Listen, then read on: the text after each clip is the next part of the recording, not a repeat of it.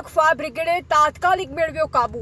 બનાસકાંઠા જિલ્લાના થરાદ શહેરમાં APMC market વિસ્તારમાં આવેલી જીરા ક્લિનિંગ ફેક્ટરીમાં આજે સવારના સમયે આગ લાગી હતી। થરાદ નગરપાલિકા ફાયર બ્રિગેડની ટીમે તાત્કાલિક કામગીરી કરી આગ પર કાબુ મેળવ્યો, જેના કારણે મોટું નુકસાન ટળ્યું। સદનસીબે આ ઘટનામાં કોઈ જાનહાનિ નોંધાઈ નથી।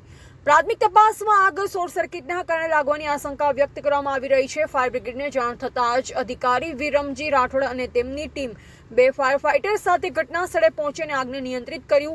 યુજીવીસીએલની 2 ગાડી અને સ્ટાફ પણ પહોંચી ગયા અને વીજળી પુરવઠો બંધ કરવાના કારણે આગ નિયંત્રણમાં આવી શકી। ફેક્ટરીના માલિક સુરેશ મહેશ્વરીએ જણાવ્યું કે ગોડાઉન છેલ્લા 1 વર્ષથી બંધ હોવાના કારણે મોટી નુકસાની ટળી છે। તેમ છતાં आज फैक्टरी बाजूमां आवेला गोडाउनमां 2 महीना पहला पण आग लागवानी घटना बनी, जे स्थानिक वेपारीओ माटे चिंतानो विषय बनी छे।